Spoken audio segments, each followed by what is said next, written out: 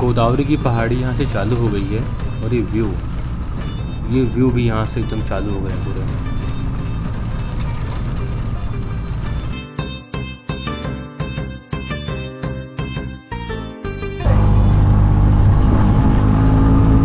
भैया ने अभी भी बताया यहाँ पे बाघ, तेंदुआ, ये सब जानवर जो है इन जंगलों में हैं और शाम में 7 बजे के बाद ये पूरा रास्ता बंद कर दिया जाता है।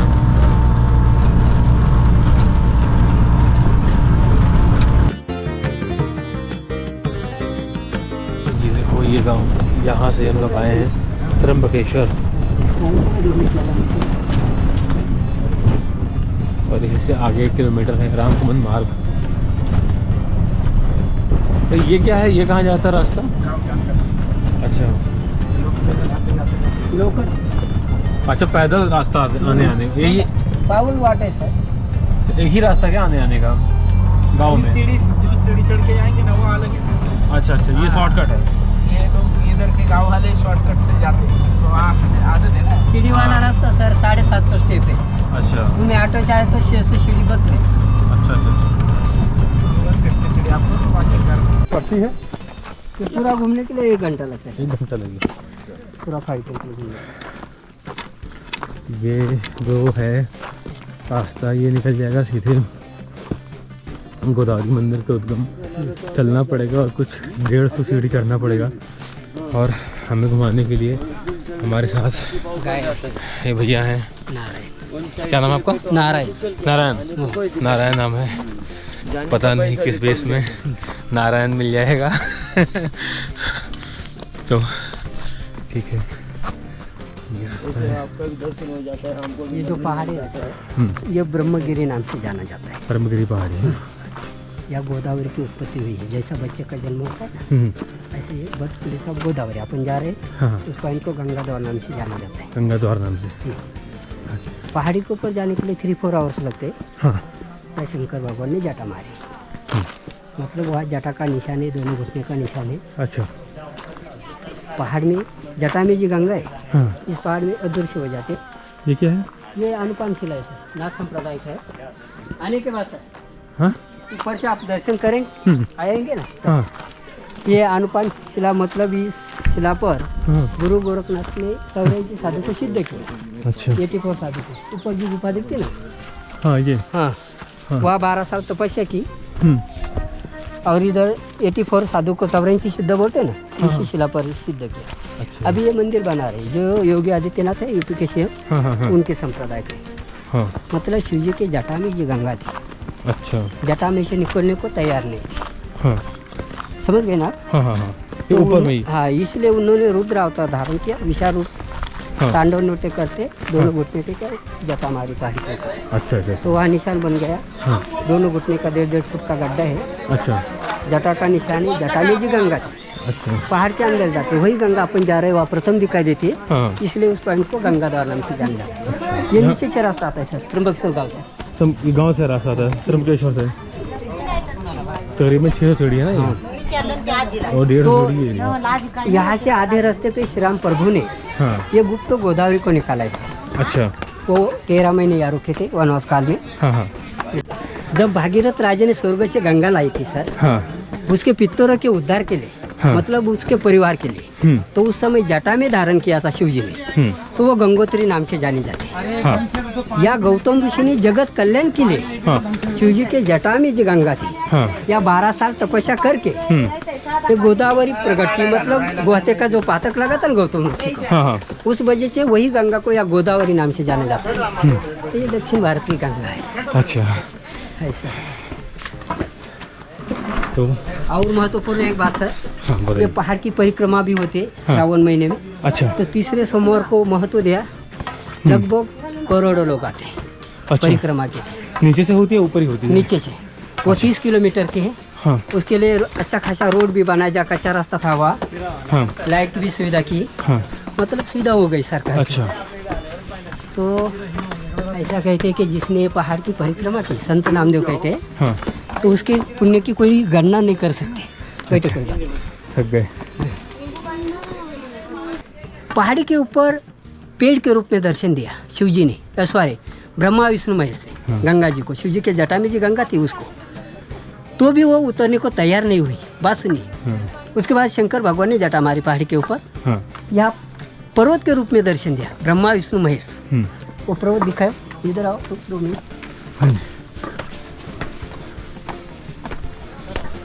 ये देखिए 3 पर्वत, बीच में ब्रह्मा, लेफ्ट में विष्णु और ये महेश।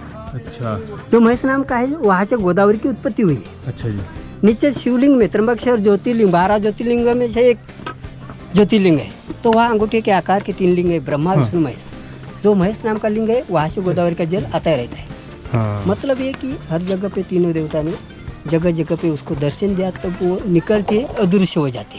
अच्छा, इसलिए इस गांव का नाम त्र्यंबकेश्वर है। अच्छा, मतलब ऐसा है कि जिसने ये सृष्टि निर्माण की, जो पालन करता है और जो सहारक, तो ये बहुत ही महत्वपूर्ण भूमि है।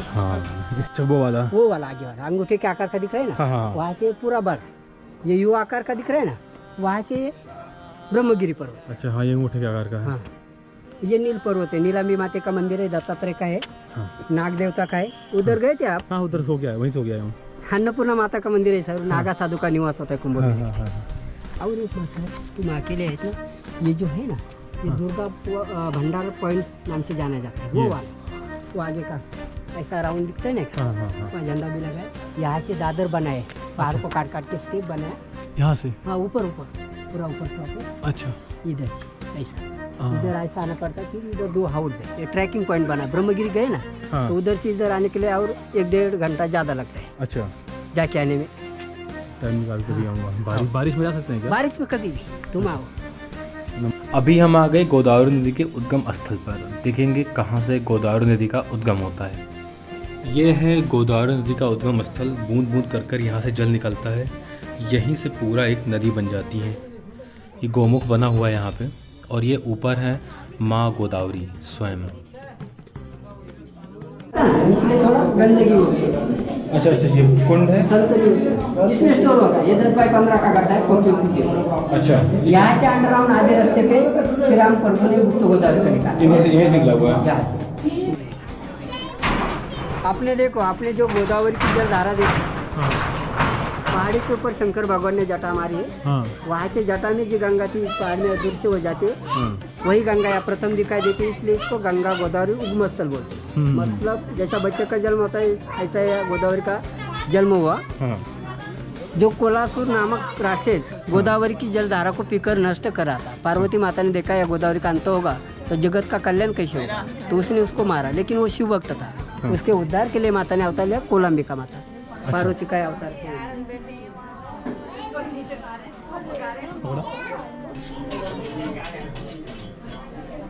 ये कोलंबिका देवी है, ये पहाड़ी से स्वयंभू मूर्ति, ये बनाई गई नहीं, ये अपने आप प्रकट हुई है।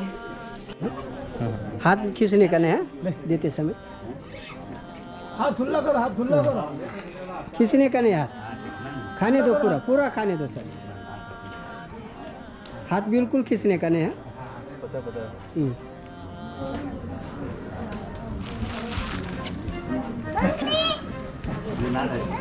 इसको भी खिला, इसको भी खिला। ठीक है, इसको इसको इसको दे दो, इसको खाने दो, खाने दो। हर जगह मेरे दोस्त पूरा पूरा पूरा पूरा मजा आ गया ना बाबूजी, तुम खिलाते? 1 मिनट दे दो इनको सर। 1 मिनट भाई, इसको ये बड़े को मत दे दो सर, इधर है, दे दो दे दो किसने का नहीं आप खा लेना। ये क्या है? अभी गोदावरी उद्गम स्थल देखने के बाद आ गए हैं 108 शिवलिंग, स्वयंभू श्री 108 शिवलिंग अहिल्या काव गर्दी है का मधी गौतम ऋषि गुफा। गर्दी है। ये 108 शिवलिंग गुफा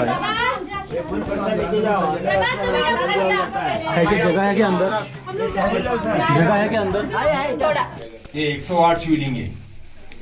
बीच में है गौतम ऋषि, उनकी पत्नी अहिल्या देवी, ब्रह्मा जी की पुत्री, वो शेषनाग है। उधर तुमने गोदावरी गंगा दर्शन किया ना, तो गंगा माई को उगम करने के लिए, प्रकट करने के लिए, पावन करने के लिए रस्त्यात बसू नका। गौतम ऋषी और अहिल्या देवी ने 108 शिवलिंग प्रकट करके 2000 साल तपस्या किया, जब उधर गोदावरी गंगा प्रकट हो गई। उसके 3 नाम हो गए, गोदावरी गंगा, गौतम ऋषि और अहिल्या देवी ने प्रकट की इसलिए गौतमी गंगा, और अहिल्या नदी से जाना जाता है, ये गुप्त गंगा है। और अभी ये इतनी चढ़ाई चढ़ के आ गए हम गोरखनाथ गुफा, अंदर चलते हैं। जय हिंदू सनातन धर्म की यहाँ से स्थापना हुई, उत्पत्ति हुई। हिंदू सनातन धर्म की यहाँ से उत्पत्ति हुई है। जय हो गोरखनाथ बाबा।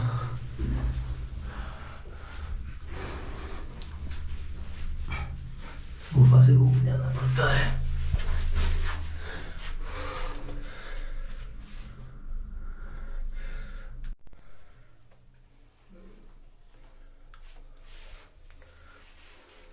गुप्त गंगा बताए यहाँ छोड़ दिया, वहाँ गुप्त गंगा बन गया, वहाँ नीलकंठेश्वर हो गया, वहाँ द्वापर युग खत्म हो गया। यहाँ आके पार्वती माता का भ्रम मिटाने के लिए कलयुग का शुरुआत, नवनाथों का पहला अवतार, नवनारायण का पहला अवतार यहाँ दिखा दिया। आदिनाथ गुरु योगी बाल ब्रह्मचारी रूप यहाँ दिखा दिया। पार्वती माता का भ्रम खत्म हो गया। पार्वती माता जी ने भी नवनाथों के अंदर ब्रह्मचारी रूप पकड़ लिया उदयनाथ जी का, और उसका स्वरूप भंडार और संसार यहाँ रख दिया, इसलिए उसका नाम इधर ऊपर का नाम दुर्गा भंडार हो गया। फिर बाद में भोलेनाथ जी ने मच्छिंद्रनाथ को यहाँ बुला लिया, और मच्छिंद्रनाथ को यहाँ नवनाथों के अंदर मेन शिष्य यहाँ बना दिया। तो मच्छिंद्रनाथ जी के अंदर चरण पादुका और भोलेनाथ का स्वयंभू लिंग है। फिर मच्छिंद्रनाथ जी ने गोरखनाथ को यहाँ बुला लिया, और गोरखनाथ को यहाँ पहला गुरु ज्ञान दिया। फिर गोरखनाथ जी ने पहली तपस्या यहाँ बैठ के 12 साल किया। गोरखनाथ जी यहाँ बैठ के तपस्या करके शिव का अवतार बन गए, शिव जति गोरखनाथ बन गए। नीचे अनपन शिला होता है, उसके ऊपर नवनाथ 84 सिद्धि को सिद्धि दिया। बाद में जो गैनीनाथ मट्टी के पुतले का बना दिया था, संजीवनी मंत्र से उनको यहाँ बुला लिया और उनको यहाँ गुरु ज्ञान दिया। फिर यहाँ से गोरखनाथ जी अपना नाथ संप्रदाय सनातन धर्म का प्रसार करने के लिए यहाँ से चले गए।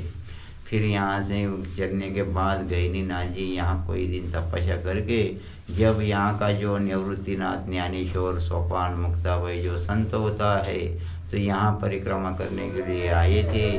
तो उनको गुरु ज्ञान नहीं था, तो उनको गुरु ज्ञान होने के लिए गैनीनाथ जी ने यहाँ से शेर का रूप पकड़ लिया और उनको फ्री में शेर का भीति दिखा दिया। उसके अंदर से शेर का भीति पकड़ के इधर उधर भागते भागते तो बड़ा भाई निवृत्तिनाथ जी ये गुफा में छुपाने के लिए आए। उनके पीछे गैनीनाथ जी यहाँ आके मानव का रूप प्रकट करके निवृत्तिनाथ को गुरु ज्ञान ये गुफा में दिया। फिर निवृत्तिनाथ को गुरु ज्ञान होने के बाद उसने उनकी यहाँ 4 साल सेवा किया। बाद में आनंदी में जाके ज्ञानेश्वर सोपान मुक्ताबाई को गुरु ज्ञान दिया। फिर ज्ञानेश्वर को गुरु ज्ञान हो गया, ज्ञानेश्वरी लिखा, फिर वारकरी संप्रदाय चालू हो गया। तो ये अपना हिंदू सनातन धर्म का मूल हो जाता है। यहाँ से अपना हिंदू सनातन धर्म चालू हो गया है, यहाँ से नाथ संप्रदाय शुरू हो गया है, यहाँ से गुरु शिष्य परंपरा चालू हो गया है। यहाँ आने के बाद अपने को गुरु ज्ञान होता है। अपने पीछे का कोई भी बाधा होगा तो निकल जाता है। अपना इच्छा कोई भी होगा तो गोरख बाबा सब पूरा कर देता है और अपना मानव जन्म का सार्थक यहाँ हो जाता है। इसलिए बोल जाता है आगे आगे गोरख जागे। जय हो जय हो जय हो जय हो।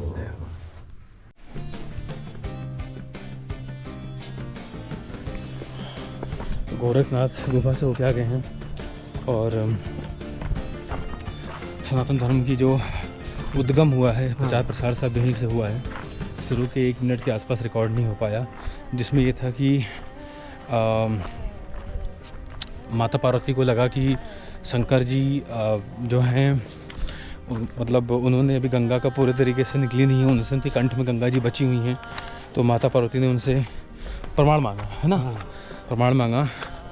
तो उन्होंने फिर क्या किया, यहाँ से या आदिनाथ का रूप धारण किया भोलेनाथ ने। हाँ, आदिनाथ का रूप फिर यहाँ पे धारण किया। मच्छिंद्रनाथ को यहाँ मुख्य शिष्य बनाया। हाँ, मच्छिंद्रनाथ महाराज को यहाँ पे अपना मुख्य शिष्य बनाया। तो अभी ऊपर गोदावरी उद्गम स्थल हो गया, 108 शिवलिंग हो गया, हाँ, और साथ ही साथ गोरखनाथ गुफा। गुफा भी हो गई। तो अभी सीधे नीचे जाएंगे, उतरेंगे, इसके बाद सीधे निकलेंगे यहाँ से। अनुपान शिला हाँ जो ध्यान मंदिर बन रहा है। अच्छा, वहाँ जाएंगे। फिर इसके बाद जो है हनुमान जन्मस्थली अंजनेरी पर्वत पे जाएंगे, जहाँ पे हनुमान जी का जन्म स्थान माना जाता है। बने रहिए हमारे साथ। जय श्री राम। जय श्री राम। जय श्री राम।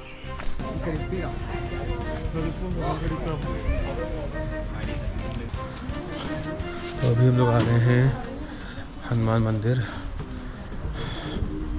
वैसे ये तो मेन मुख्य मंदिर नहीं है।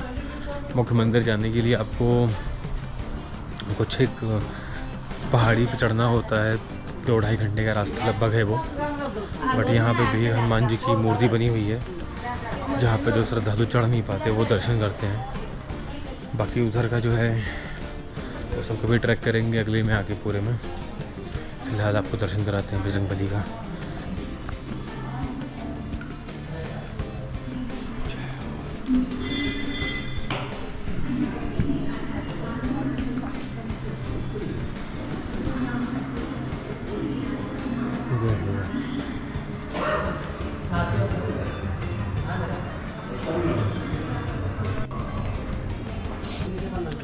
ये जो लोग ऊपर चढ़ नहीं पाते उनके लिए ये लगभग 11 फुट ऊंची मूर्ति है। पीछे मैंने 22 फुट शायद बोल दिया। और इसके बाद जो है लगभग 7.5 किलोमीटर की चढ़ाई पड़ती है, जहाँ पे हनुमान जी अपनी माता अंजनी के साथ गोद में बैठे हुए हैं। तो वास्तविक जो मंदिर है वो 7.5 किलोमीटर की चढ़ाई पे है, जिसमें 2.5 से 3 घंटे का लगभग वक्त लगता है। तो ऐसा है। बाकी एक मंदिर का कार्य जो है वो नीचे भी चल रहा है। तो जय श्री राम, जय हनुमान। बाकी ये रहा मंदिर।